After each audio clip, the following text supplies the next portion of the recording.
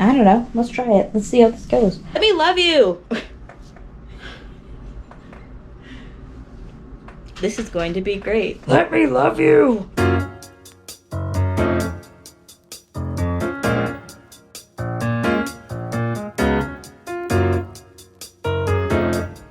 Hello, beautiful gems. My name is Chelsey, and welcome to my second ever booktube video.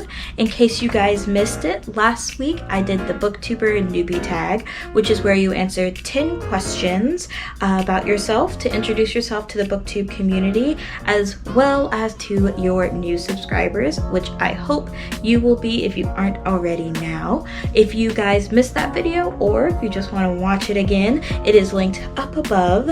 Make sure that you give that a watch if you haven't already. Today, we're going to be talking about Felix Ever After by Casey Calendar. This is going to be a book review since I read this book last month, and I am so excited to talk about it. It's so freaking good! Oh, the tears, oh, the laughter, oh, the raving, oh, the ranting, oh, the love.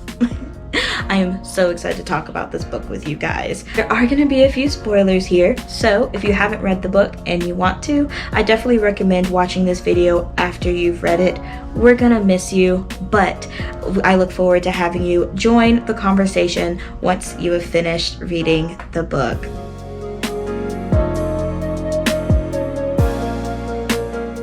So, Felix Ever After follows 17-year-old Felix Love, who attends a prestigious art school in New York City and who is also a trans boy. He wants to get a super competitive scholarship to Brown University so that he can continue to explore his love for painting and illustration. The scholarship only goes to one student who attends his school, St. Cat's, and he knows that he already has some competition in his best friend's ex-boyfriend, Declan, but he is still super eager and super competitive to get into Brown and get the scholarship. He is from a low-income family with just his dad helping to raise him and assist him with attending St. Cat's, so he knows that he needs this scholarship in order to attend Brown, in order to even get into Brown. Felix is also questioning his sexuality and his identity. He knows that he's trans. He's already gotten top surgery, which for those of you who don't know means that he has already gotten the female elements of his top, his breasts, removed. So he knows that he is trans. He's not questioning that part, but he's questioning exactly what his full identity is.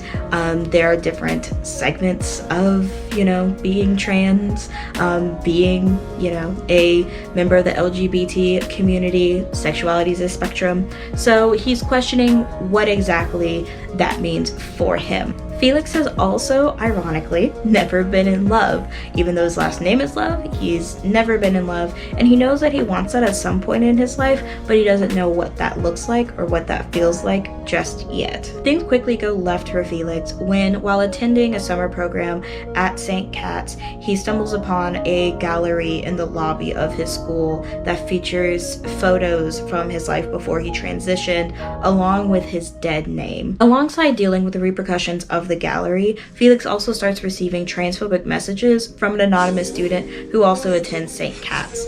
The messages say terribly cruel things, such as "you're actually a girl," and say things like "you don't actually exist." So Felix is understandably upset and understandably angry about these messages, and he wants to figure out who is sending them, but he has no idea where to start. Along with the stress of having to create a full art portfolio in order to get into his dream school and get the scholarship needed in order to get into his dream school, Felix also has to spend the summer trying to figure out who he is, what he wants to do, and spend it questioning his feelings toward his friends, his enemies, and trying to figure out who in the world would be so mean as to invalidate his whole identity and who he even is. This book is a hell of a journey, and it's honestly such a honest, true, wholesome and fun tale that has so many important elements that have to be talked about. And I'm so excited to actually start that conversation and have it here. So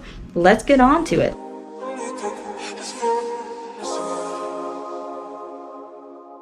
To start, the representation in this book is chef's kiss. It's so perfect. I love it. More soft boys being soft and cute, please. Hashtag no more toxic masculinity 2020. I love seeing boys crying when they're frustrated. I love seeing boys cuddling. I love seeing boys running through the park together while the sprinklers are going. I love seeing boys protect each other. I love seeing boys just have feelings and express them freely without like any worry of negative connotations in society. I just love seeing boys have feelings and express them. I just love seeing boys just be so cute. I just love it. I especially love to see all of this in Black boys and Black trans boys. It's beautiful and it just makes me so happy that I could cry. Hashtag Black boy joy all day and forever. Amen. I want more of this, please. And also, while we're at it, more fierce girls, please. More soft girls, and especially soft Black girls and soft Black trans girls. Pretty please, we need more of this positive representation within our literature. And also, I just want it. Please, just more of it. We need more trans stories in general, but we especially need more trans stories where they get a happy ending. Please stop with the stories where they die or they have to suffer or they don't get what they want. We do need more historical stories highlighting like trans icons, like the story behind Stonewall needs to be more widely spread and more readily available to people. That is very true, and that's very important, and I can't state enough how important that is. If you don't know your history, you're bound to repeat it. That's an important point, and plus, these icons need to be celebrated. More statues of them, more documentaries about them, more YA novels about them, what have you. They need to be known and they need to be celebrated as much as possible. However, the only books that are on shelves should not be these sad, dramatic stories about LGBT plus lives. We have enough of those. It gets way too much and it gets way too overwhelming. We live that reality every single day. Most of the audience who reads these books, most of them tend to be members of the LGBT plus community. And we live these realities. We know what prejudice is. We know what it's like for our family to disown us. We know what it's like to experience discrimination. We know exactly what hatred is. And sure, these kinds of books and stories can find a home with allies and educate them about our experiences and what we go through. But that doesn't mean that this should be the only story that is on the shelves, the only story that we get to see. That's kind of a ridiculous notion. For allies and members of the LGBT plus community, it is invaluable to have stories where we see people who are LGBT plus get what they want and have happy endings. We need to know that in spite of families and loved ones disowning us because of who we are or who we love, in spite of people using religion to change us and make us into something that we're not, in spite of living in a world that wasn't built for us, yet was built by us, that there is a light at the end of the tunnel. We need to know that we can find our own happiness in this terribly chaotic world. That is one of the many things that makes representation so very, very important. Good representation like this encourages the idea that we exist, that we are human, that we can find our happily ever afters too. It gives us something to look forward to, something to envision for our futures. Growing up, I never saw myself in the media that I consumed. I saw straight white girls being able to get married and fall in love and find every bit of their happily ever afters without any problems. But I never saw a gay, black, nerdy girl getting the same treatment. I didn't think it was possible for a girl that looked like me and acted like me and a girl who was me to find love, even though I knew it was something that I wanted. But then I discovered fanfiction and Tumblr and all sorts of media, from anime to books to video games to just stories in general, where I was able to see that that sort of thing was possible. People that look like me were able to find love and able to find their very own happily ever afters. We cannot devalue good, positive representation. It is something that we desperately need more of.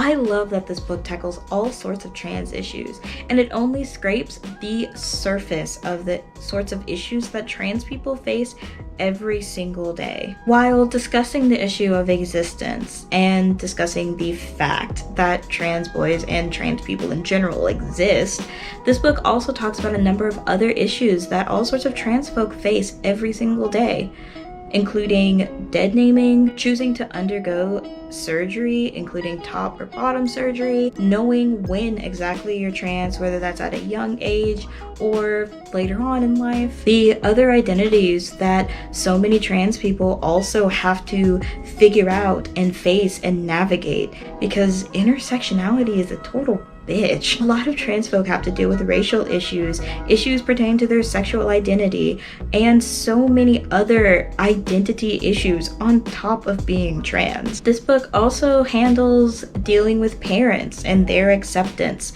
as being a member of the LGBT community, almost in any fashion, from being gay to being trans. This book deals with how trans people face intimacy. It also deals with body dysphoria and questioning your identity, not just as a trans person, but your general identity. And this book deals with so much more. These issues aren't just issues that trans folk face.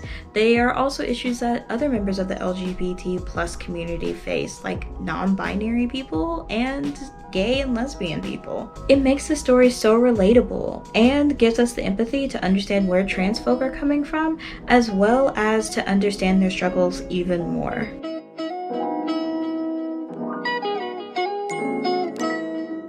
The romance in this book is so beautiful and real.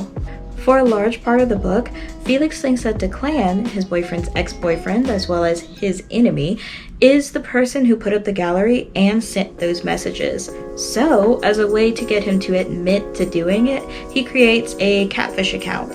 However, things take a turn when Declan actually falls for the catfish account, and Felix actually starts to fall for Declan too. This romance is beautiful, not just because it's enemies to lovers, which is the best trope, again, don't at me, but when Declan and Felix realize that they aren't for each other and that they're not going to work out, the breakup isn't messy, it's mutual, and both Felix and Declan agree that Declan fell in love with the idea of Felix. He didn't love Felix as a person, he loved him for what he thought he was, for this idea that he had put in his head of what he was supposed to be and what he was going to be. That's an incredibly real thing.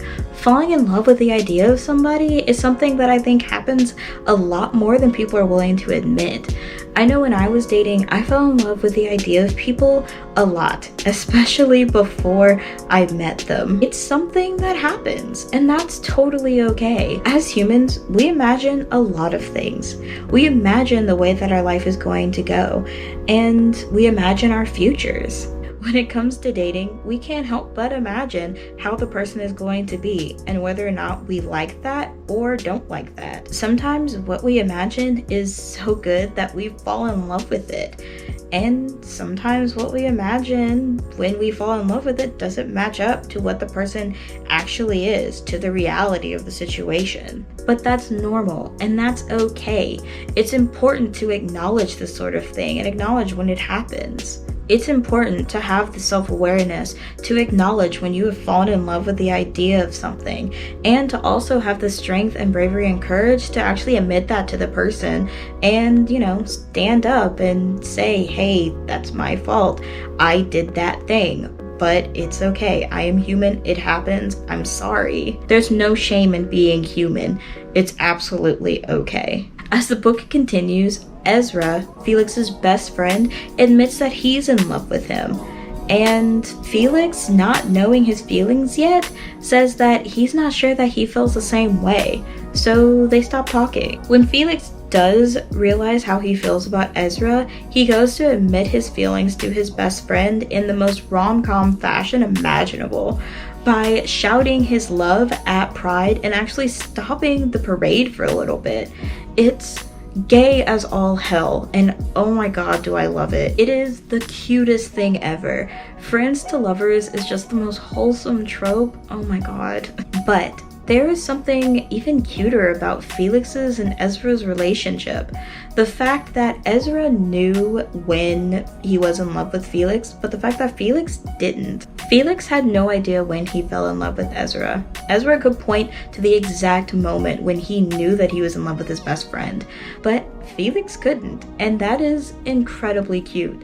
Love is different that way for every single person. Sometimes love is a roller coaster and you know exactly when you got on the ride. Other times, love kind of slaps you in the face and decides, hey, I'm gonna be your roommate and I'm staying here forever. Deal with it. And that's okay. That's real and it's so cute and I can't get enough of it. Oh my god. It's ironic that someone named Love had no idea when he fell in love. This book is full of so many cute ironies like that, and again, I love it. It's amazing.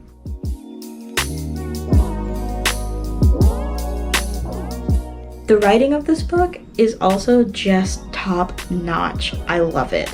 It has references that are so current and modern that it really makes you feel more present in the book. I know some people will say that references like that will age the book and maybe it won't age well, but I don't care. Those references to me make the book. It just makes it feel so present. And I love that. I think we need more books that are present like that, that are, you know, not afraid to put a date on when the events might have taken place. I love that. That's kind of something I aspire to in my writing when it's, you know, needed for the story.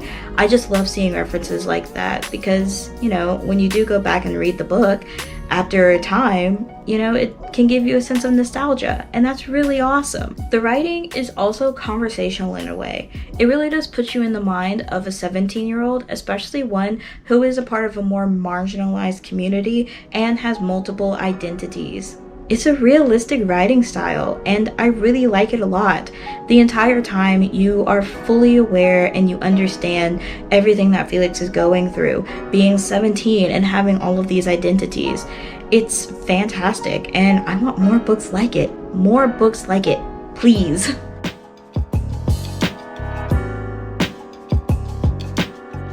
So, I actually gave this book a 5-star rating on Goodreads. That is something I never do. Usually the most that I give a book might be like 4 stars because there's always something missing for me. But with this book, it was everything I could ever want. It was absolutely perfect for me and to me. It was a great read. I loved the writing. It was so conversational and great. The characters were so real. I actually feel like I know these people. I feel like I have known these people. And plus I could see myself in the story. The world that existed was one that I could easily put myself in because it was so real. And it seemed like this book wasn't fiction. It seemed like it was non-fiction. And that is fantastic writing. That is a testament to how great Casey and Callender is as a writer. The story was also just so adorable. I honestly cannot recommend this book enough. I highly recommend it. I don't really have anything critical to say about the book. My only thing is I just want more books like this. I want more cute, wholesome, nice journeys like this where it's not stress-filled and like there aren't really high stakes and it's just wholesome and cute with soft boys, and I just want more of it. Please, more like this, please. I know there are quite a few books that exist that are similar to this one. I also know that this is not Casey and Callender's only book. He's also written Queen of the Conquered, and I will probably be reading that one as well because like I said, I love the writing style, so I think I'm also going to give that one a chance as well. But there are quite a few books that are similar to this one that I'm also looking forward to reading, and maybe I'll talk about them on this channel.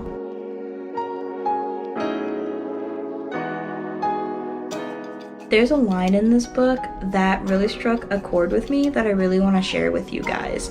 It's one of my favorite lines in the book.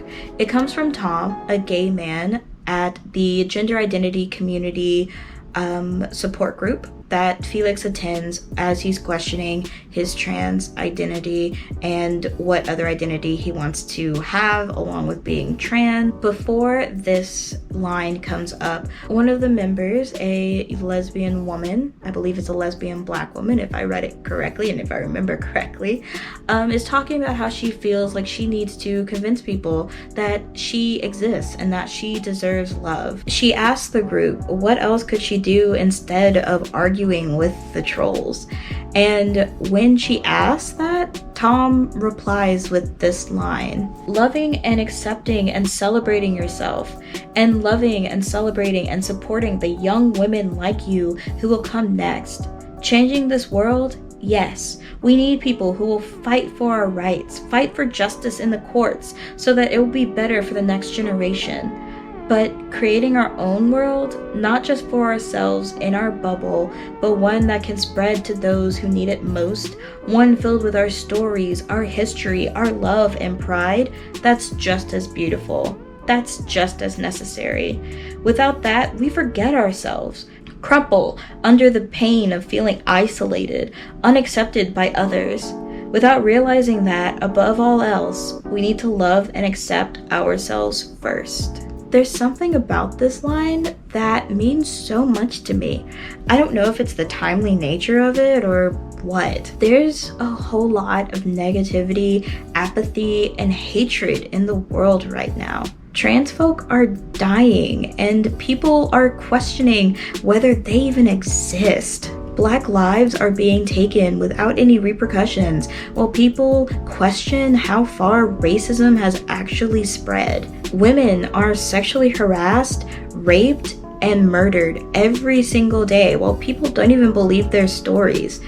It's heavy shit. And it's super exhausting to live and exist and fight and survive and do all of these things while have to explain your very being to people. It's not healthy, and most of the time talking to these people won't get you anywhere. They're not going to change. They're not going to grow. It's like talking to a old brick wall, but at least if you talk to that, the weeds will grow. You'll get something from it. Marginalized communities need spaces where they can exist and live happily without having to explain themselves to anyone or without having to fight just to survive. They deserve media that they can see themselves in and be happy while doing so. They deserve love and acceptance and pride and their own things. We deserve that. I deserve that. When we can, when we're able to, we need to find ways to work on ourselves and help others who are just like us. We need to find our own happiness and love and acceptance and pride in ourselves before we help others who aren't like us. We need to create our own narratives for ourselves. We need to create our own happiness for ourselves. If you don't see a story that you need, then write it, create it, make it a reality.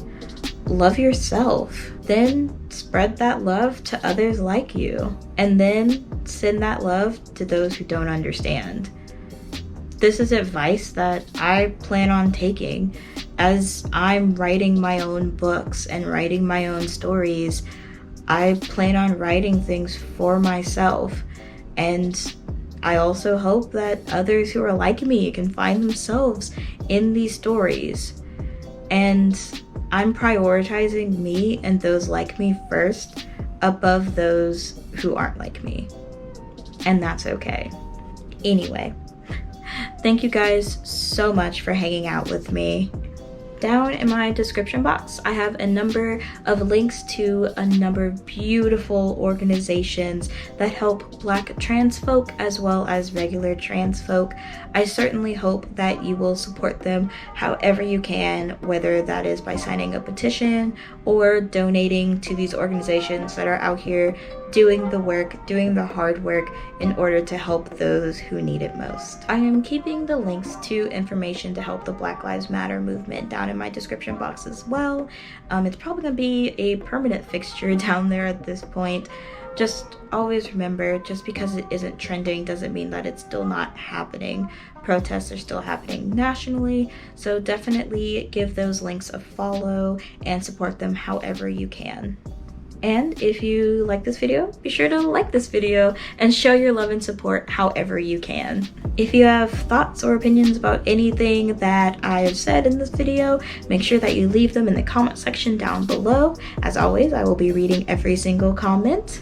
But also let me know what you think about the book. Are you going to read Felix Ever After? Have you already read it? Let's go ahead and get that conversation started down in the comment section below. Also, make sure that you subscribe for more literary madness and more books. I'm probably not going to be doing a whole lot of videos about good books that I actually enjoy, unless it has a topic like this that seems kind of timely or has, like, you know, good representation in it that just deserves to be talked about. Otherwise, I'm probably going to be doing more book reviews about bad books that were just disappointing to me and that sort of thing. Also, make sure that you follow me on social media, Poorly Lit Pod on Twitter and Poorly Lit Books on Instagram, both of which are in my description box down below. And finally, gems, always remember that you are the source of your own happiness and that you are lovely and beautiful all the way down to your soul, and that you are loved by people that you haven't even met yet. I'll see you guys next week. Bye, lovelies. Bye, gems.